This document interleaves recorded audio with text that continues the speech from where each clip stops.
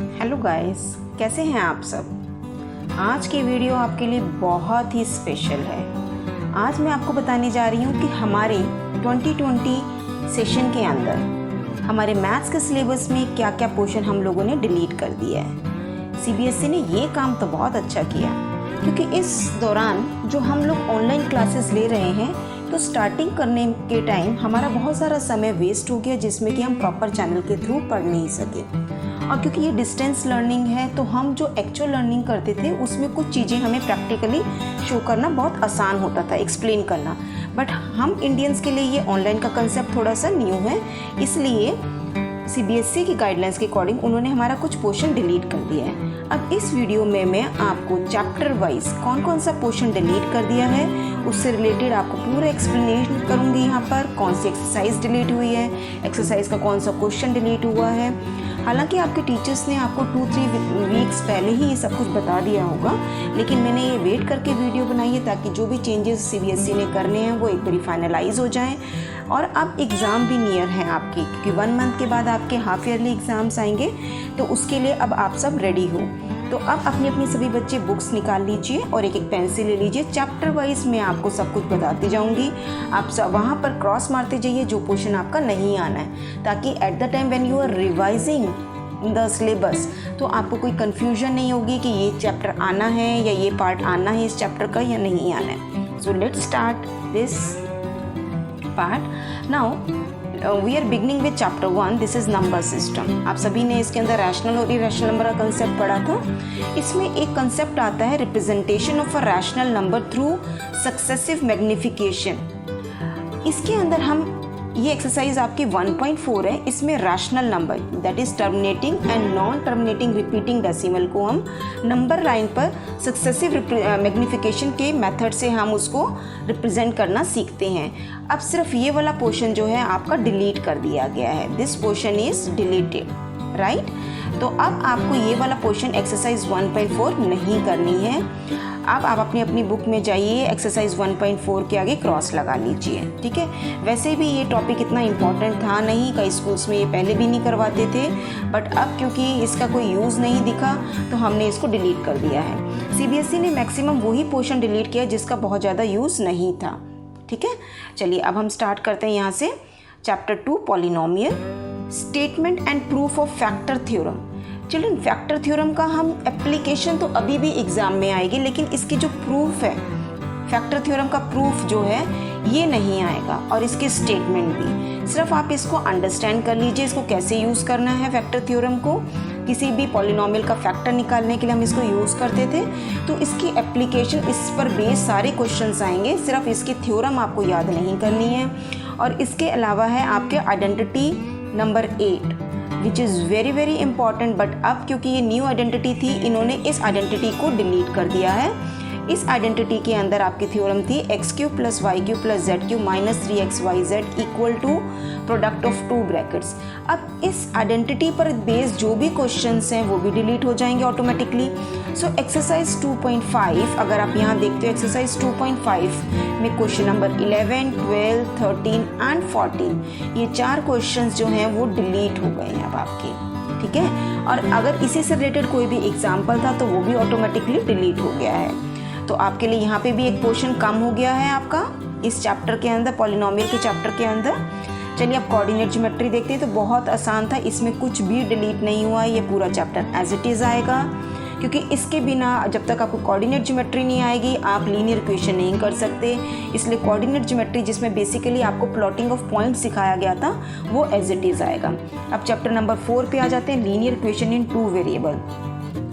इसके अंदर equation solve करके आपको जो है प्लॉटिंग जो करने का पार्ट है वो एज इट इज़ आ रहा है। सिर्फ आपका जो कटा है वो है word problem related to ratio and proportion. तो अब इस रेशो और प्रोपोर्शन से रिलेटेड कौन से क्वेश्चंस बनते हैं जो कि आपके डिलीट हो गए, यानी कि अपने डेली लाइफ के अंदर जब हम इक्वेशंस क्रिएट करते थे लीनियर इक्वेशन इन 2 वेरिएबल के कंसेप्ट को यूज़ करते हुए, दैट इज़ एक्सरसाइज 4.1 निकालो बेटा सारे। एक्सरसाइज 4.1 का क्वेश्चन नंबर 1 आपका जो है डिलीट हो चुका है। एक्सरसाइज 4.2 में क्वेश्चन नंबर 4, 6, 7, 8। अगर आप एक्सरसाइज 4.1 में क्वेश्चन नंबर 1 की तरफ देखते हैं तो इसमें था कि cost of a pen is 2 times the cost of a pencil. तो इसके अंदर ये रेशियो का कंसेप्ट यूज़ हो रहा था कि पेन की cost double of the cost of the pencil थी या triple of the cost of the pencil. इस तरह के जो भी क्वेश्चन हैं वो डिलीट हो जाएंगे। इसी तरह से यहाँ पे एक टैक्सी वाला क्वेश्चन था जिसके अंदर आपकी इक्वेशंस फ्रेम हुई थी, इसमें भी रेशियो का रिलेशन यूज़ हो रहा था। तो रेशियो से रिलेटेड जितने भी क्वेश्चंस हैं वो सारे हमारे डिलीट हो जाएंगे। तो आप बेसिकली कोई भी इक्वेशन आपको गिवन है और इक्वेशन से को सॉल्व करना और उसको प्लॉट करके ग्राफ ड्रॉ करना, ऐसे क्वेश्चंस अभी भी आपके आएंगे एग्जाम में। तो आपने इन क्वेश्चंस की प्रैक्टिस अभी भी अच्छे से करनी है। ओके, चलिए अब चैप्टर नंबर 5 पे आ जाते हैं। चैप्टर नंबर 5 को अगर आप देखते हैं तो इसके अंदर आपका है यूक्लिड ज्योमेट्री। ये चैप्टर बेटा पहले भी बच्चों को बहुत अच्छा नहीं लगता था। इस चैप्टर का बहुत ज़्यादा यूसेज है नहीं, इसको हम आम लाइफ में वैसे यूज़ कर लेते हैं। इस कंसेप्ट को अगर हम ना भी पढ़ें तो भी इसमें बड़े बेसिक कंसेप्ट है तो इसको हम यूज़ करते हैं। अब ये जो है आपका introduction to Euclid geometry full chapter आपका डिलीट हो गया है और इसकी वेटेज भी ज़्यादा नहीं थी, 2 और 3 मार्क्स की वेटेज थी इसकी, तो इसलिए इस चैप्टर को डिलीट कर दिया गया। लाइंस एंड एंगल्स बहुत ही सिंपल चैप्टर है तो इस चैप्टर को पूरा ही करना है, इसमें से कुछ भी डिलीशन नहीं हुई है।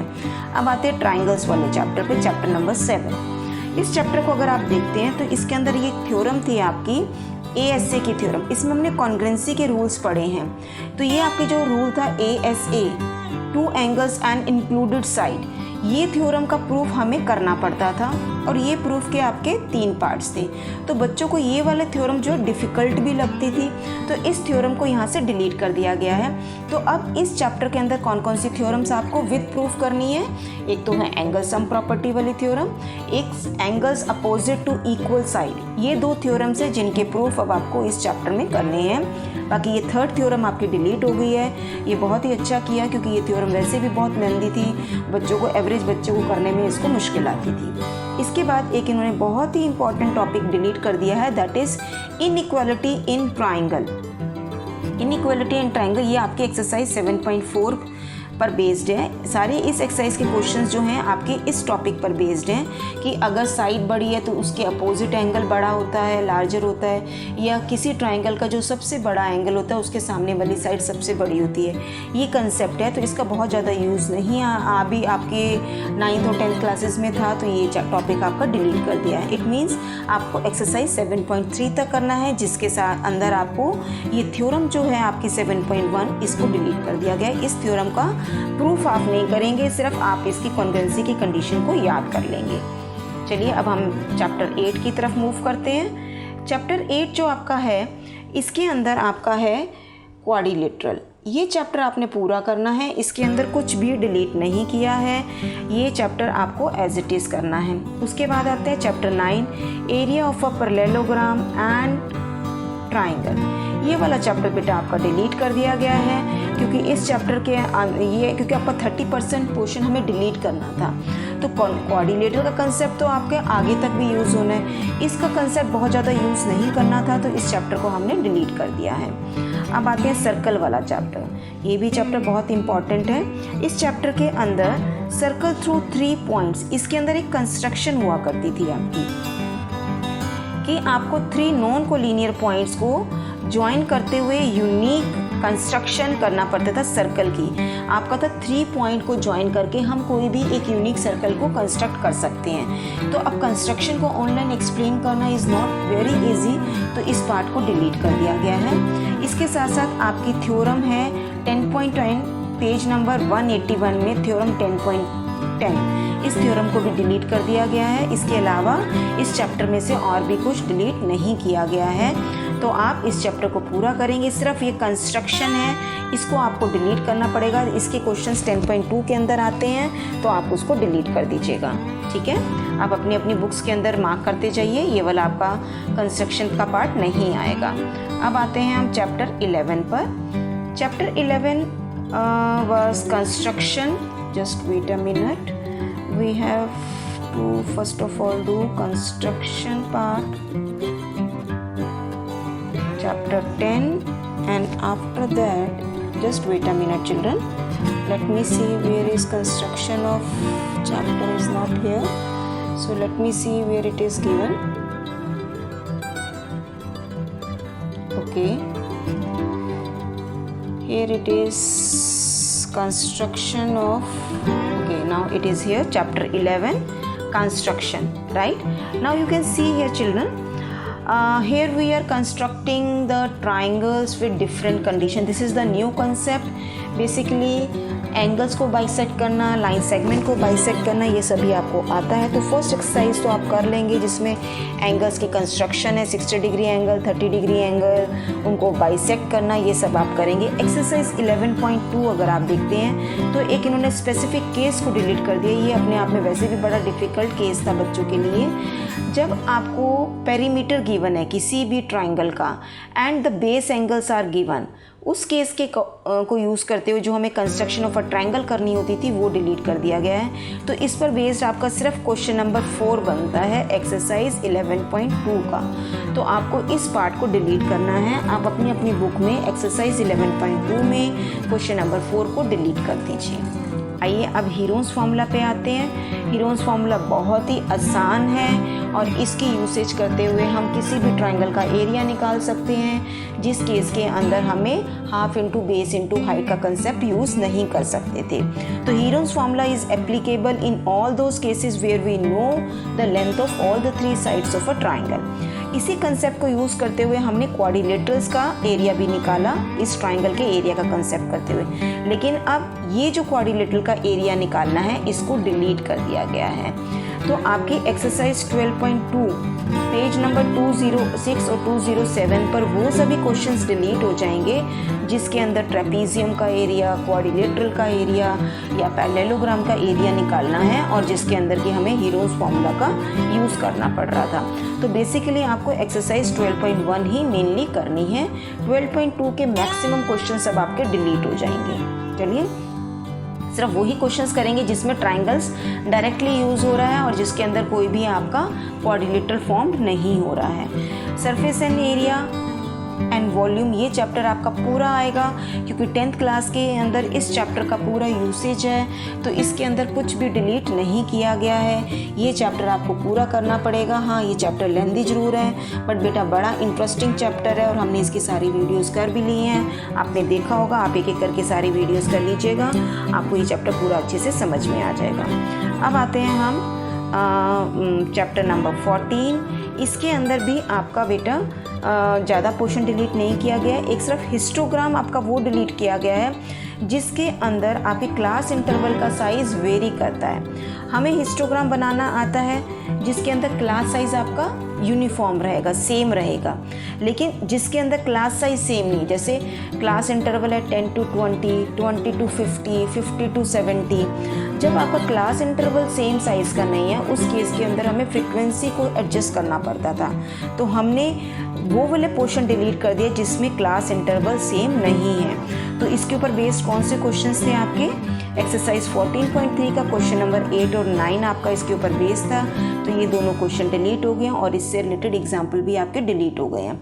और फ्रीक्वेंसी पॉलीगन, जिसके अंदर हम फ्रीक्वेंसी पॉलीगन बनाते थे, ये न्यू कंसेप्ट था जो आपने 9th क्लास में सीखना था, इसको भी डिलीट कर दिया गया है।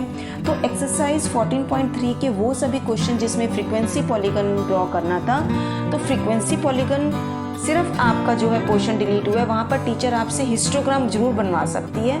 हाँ, क्वेश्चन वही रहेगा और टीचर उसके अंदर आपसे ये पूछ सकती है कि draw the histogram instead of drawing the frequency polygon. तो आप सिर्फ फ्रीक्वेंसी पॉलीगन का कंसेप्ट नहीं करेंगे, बाकी हिस्टोग्राम आपको अच्छे से करना ही है। अब आते हैं हम last chapter and that is your probability. ये चैप्टर बहुत ही आसान है और इसमें कोई डिलीशन नहीं है, ठीक है। तो आपको अपना सारा सिलेबस का कंसेप्ट क्लियर हो गया होगा और अब आपके लिए कोई भी डाउट नहीं रहा कि कौन सा चैप्टर में से कौन सा पोर्शन डिलीट हो रहा है। अब मेरे हिसाब से तो बच्चे आप लोगों के लिए कुछ सिलेबस डिलीट होने से बहुत ही रिलैक्सिंग हो गया है। तो ये मोमेंट आप इंजॉय कीजिए और अपने सारे चैप्टर्स को बहुत अच्छे से करिए। देखिए, जो भी लाइफ में चेंजेस आते हैं हमें उसे हैप्पीली एक्सेप्ट करना पड़ता है, राइट। तो ये जो चेंजेस आए हैं इससे भी आपने बहुत कुछ सीखा है, ठीक है। तो आई होप कि आप एग्ज़ाम में बहुत अच्छा कर पाएंगे और I am with you always. So all the best students. Thank you for watching this video. Bye bye.